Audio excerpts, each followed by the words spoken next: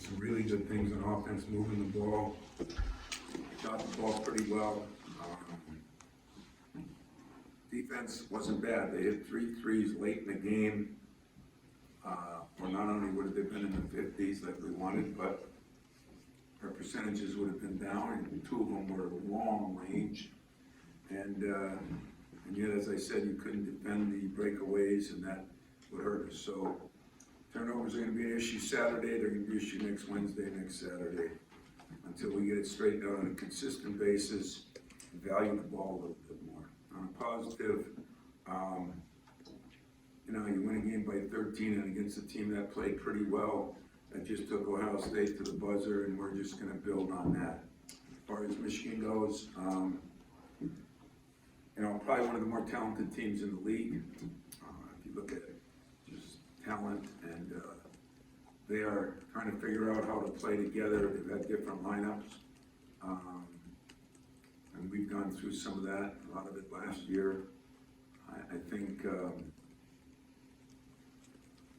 I told you about 2 weeks ago, don't get fooled by some of these teams' records, whether it be Michigan or Illinois or even Michigan State, because we have a long way to go. Non-conference schedule wasn't favorable. The conference schedule has been a little more favorable to us. So I'm looking for the normal backyard brawl, and it's a privilege to play in it. I said it before, I think Beeline said it, this thing is growing into one of the better rivalries in college sports, because not many places, there is Duke and Carolina. But Duke and Carolina don't have anything in football. And when you have a rivalry that pans over 2 different sports at a level where people are going to Final Fours, I think it even heats it up more. So I don't know, we got probably a few more. We might have 550,000 living alums. Maybe they have 500. I don't know. Maybe they live longer down there. But we've got a few more in our school, and I'm sure all 1 million of them will be tuned in on Saturday. And I know our guys are excited. I'm sure their guys are excited. And don't even ask me, do you hate Michigan? Well, because I'll just say that I respect the schools I play, and I respect the coaches I go against, and that is the same for them. I have great respect for their staff, their team, but it is a rivalry game that I'm looking forward to. Forgive me if this is naive, but how do you coach against turnovers? How do you practice not turning the ball over? Well, I had a 2-hour discussion with my staff late last night.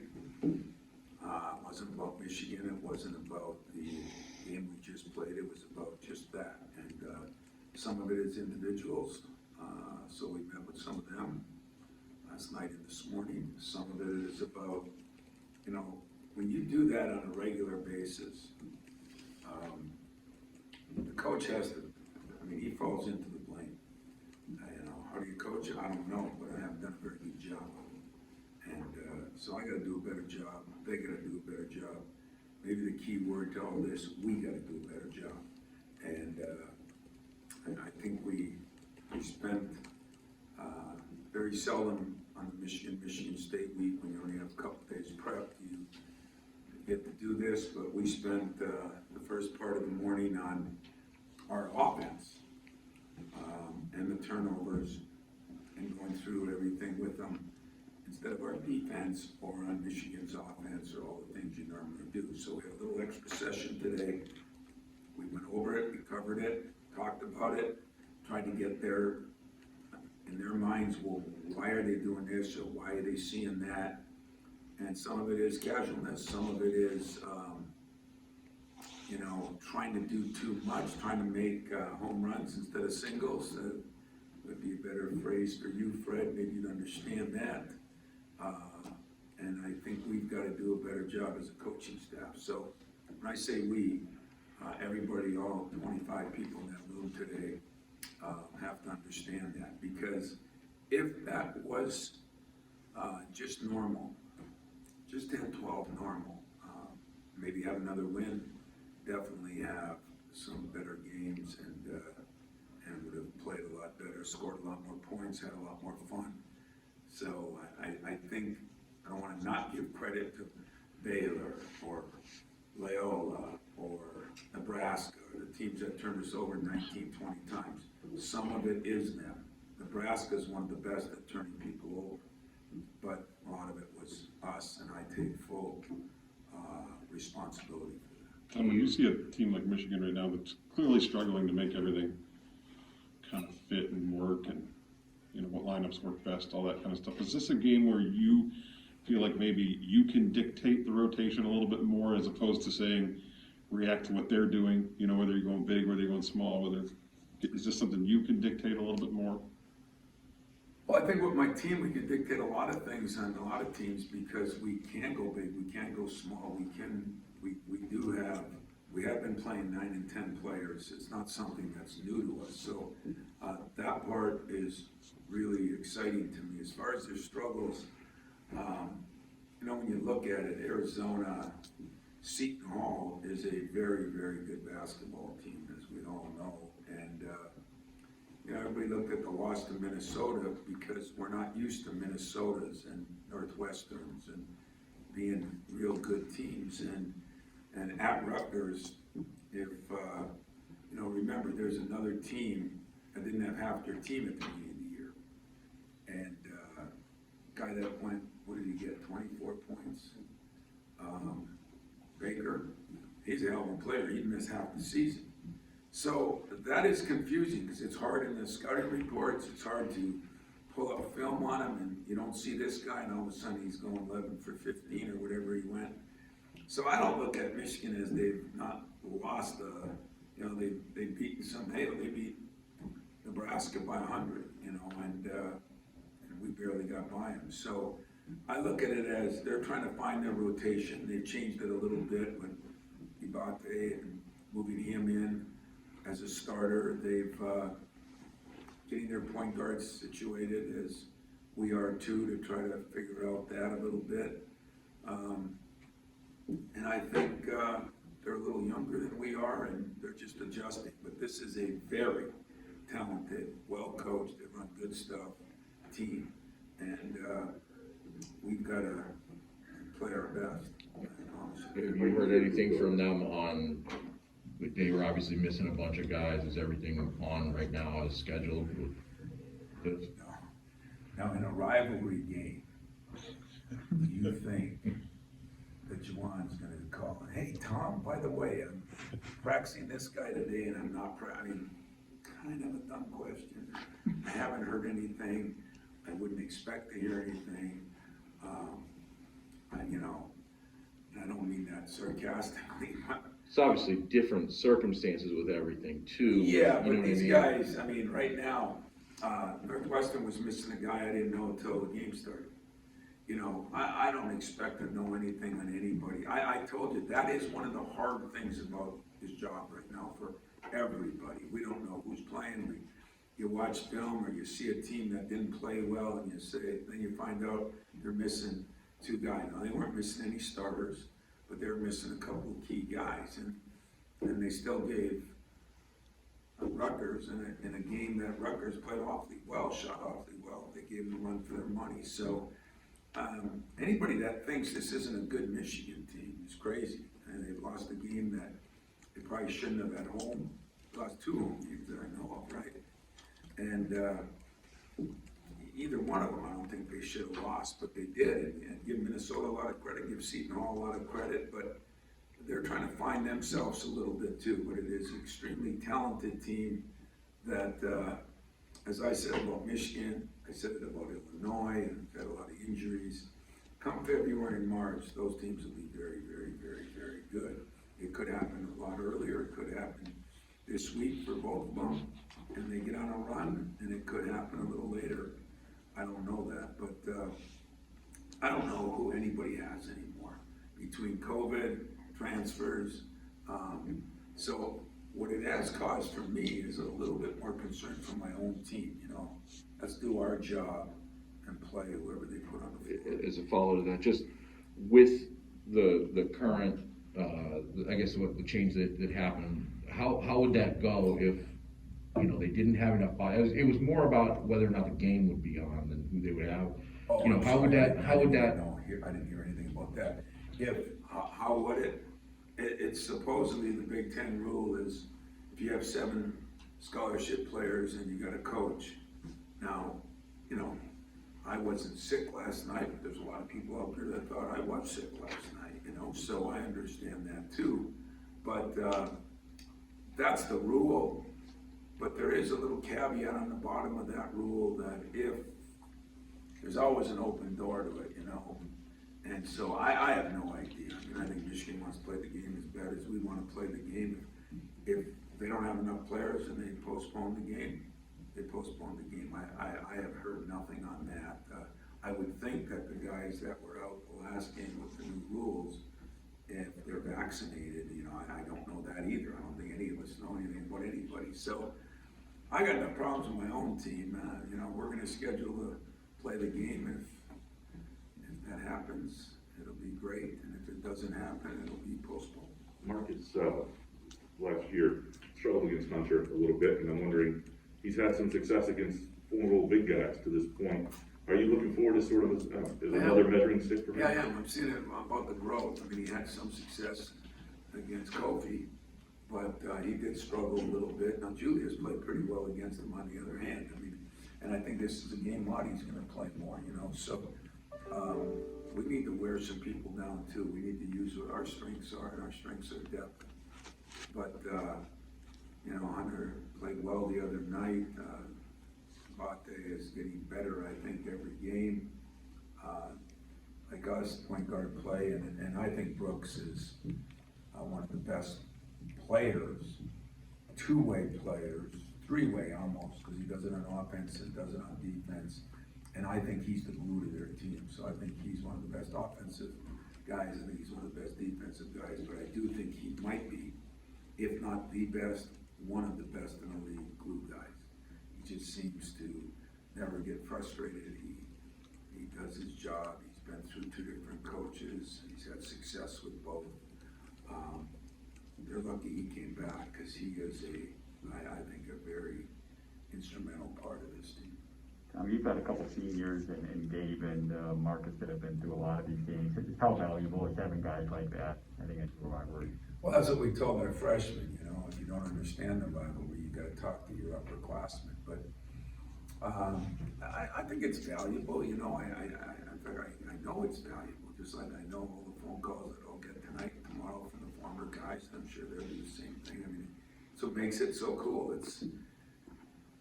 Judd used to say it's the greatest privilege on earth. Twice a year you get to play Michigan. And I you know, hope guys think of it that way because it's still something that means something to Izzo. I talked to him the other day. Cleves from that era, Steve Smith from that era, Magic from his era, Gregory Kelser. You know, it affects all eras. And I hope we don't lose the fact that we're all playing for those people. The way this crazy thing is going, it's hard to say what anybody thinks anymore, but I know one thing, I'm gonna coach the game for everybody who played here. And, you know, I think Gabe and Marky understand that too, and that'll be important to them. Tom, with this game, maybe it's never really an issue with the rivalry, but with this year, with them having a little bit of some struggles at times, like we've talked about a little bit already today, just their sheer talent that you mentioned, does that sort of maybe help guys keep their eye on the ball a little bit? Because when you have that talent, you know, for any given night, guys can pop off, they can put it together. And they're one of the most talented teams, not in the Big Ten in the country, but no, I mean, if we are crazy enough to listen to anybody thinking that, you know, I mean, great example was last year. You know, yeah, we got beat down there pretty good, but we were up 10 most of the second half here, and we had our struggles, and we beat them, and they were really good.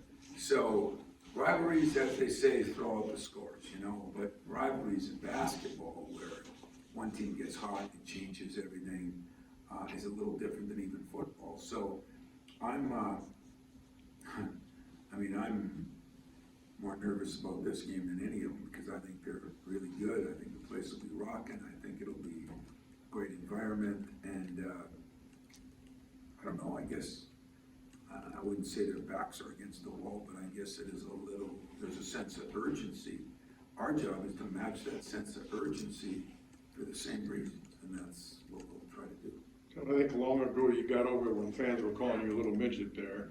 Oh, I enjoyed that. I told you I went over and signed that kid's thing, took a picture with him. It was great. I bet he's got it in his bar, in his basement right now. Well, the point is, when you're in a road environment that's hostile, doesn't that fire up the visiting team too? You know, it really does if you're mentally and physically tough. I mean, the Cleves in that group, the greatest thing they ever did was go on the road and win a game. I mean, those locker rooms were unbelievable, you know. There is nothing better, as many, especially in the last 5 years, we've had some incredible celebrations here in the last game of the year. You know, I think 2 or 3 championships were won in that last game, and the celebrations in the locker room, and, you know, with our fans. But that doesn't match winning on the road. You know, there's just something about winning on the road that really, I think, solidifies you as a team or a program. I think it speaks volumes about your character and your mental and physical toughness. You know, you could take the same game, and I'm not a gambler or better, but in basketball, you could be an 8-point underdog on the road and an 8-point favorite at home. That's 16 points. That makes a big difference. So, and it could be worse than that. So we know that going on the road is important, but I am anxious to see how because we got some young guys too. I'm anxious to see how they deal with it. You know, as I said, they got a guy in Brooks who's been there forever, and has won a lot of things and been places, and I'm sure he'll have them ready, and hopefully Gabe and Marky will have us ready, and I'm just going to go along for the ride. Is there any challenge or difficulty or difference playing this game so early in the Big Ten season? Yeah, you know, I've always been a fan of. I'm not crazy about our new scheduling. You know, we're going to play Northwestern Minnesota again. We're going to play Michigan twice in the month of January. You know, I used to like when you played somebody in the first game and then you played in the first game the second half. But I'm not the scheduler. I'm not in charge of that. I don't know what it does. It's like everybody's just trying to survive right now. You know, I don't think we look at necessarily who we're playing when. We just hope we're playing. And so that's the way I'm looking at it anyway. I'm not, you know, would I rather it later? You know, I think it is Duke and Carolina. In fact, they played the last game of the first half and the last game of the second half, kind of like Michigan, Ohio State in football. I think that's cool. I think that's good, personally. I know you recruited those Detroit guys back then. Did you recruit Juwan? Yeah. Did you ever see in him as a player, as a young player, that he was coach material? Not as a young player in high school, Well, but in college I did. Yeah, he was kind of a leader. He was kind of the guy that rallied. He was actually the guy that rallied all those guys to come there. So, yeah, I always looked at him as a leader. Then he, you know, when he played, he was always respected as a player. You know, as a guy who worked, a guy who did his job. And then he played, you know, a lot of his career for one of the great organizations, you know, Miami, Pat Riley. I mean, to this day, Magic swears by Pat Riley. So, you know, that's been really good for him too. So, he's the right guy for the job, and he's done a hell of a job. And hopefully the rivalry continues. Couple new guys out there, have you talked to Mel now? Are those two guys gonna work in? You know, or- Mel is on a little break right now, Alright. and we're gonna meet on Sunday, but I wasn't gonna do anything, you know, this week. I mean, I didn't want you guys worried about whether I got a football guy on every week in the Michigan State game, because we know how that goes. But, those guys come by practice right now, and what we're gonna look into medically where they are, academically where they are. I told you with Mel where they are, and then for me where they are, you know. And but I mean, it's not going to be nobody's expecting a Matt Trannon thing who played a couple years. guys love the game. When we recruited them together, that was a big thing. Keon had some incredible stats as a high school guy, and I mean, he's almost born with a ball in his hand, you know, so we'll see, and we'll figure it out by the start of next week, to be very honest with you. No hidden secrets. They're not coming in uniform on I didn't think so. Saturday. I didn't think so. Now your answers to the turnovers, starting those guys? That's a good point. Yeah. Maybe in practice, beating up on somebody. Wouldn't be bad getting off the bus, you know, look with those guys. What's that? Wouldn't be a bad look getting off the bus with them, you know. Yeah, that's right. I could do that, but no, I'm gonna go to the dance with the players that I got, and then we'll see what happens from there. But I just love the fact that we even can have those conversations. I love the fact those guys like the program. I love the fact that Mel and I are on the same page on that. It just, when I say we haven't talked, I'm not kidding you. We text back and forth and everything, and I told him that, you know, maybe on Sunday, we'll get together, he'll be back, and I'll have the semi-day off. You know, I think we have to take a day off that Sunday because of the school starting, and those incredibly safe rules to make sure we don't practice too much or too long or too hard. Anything change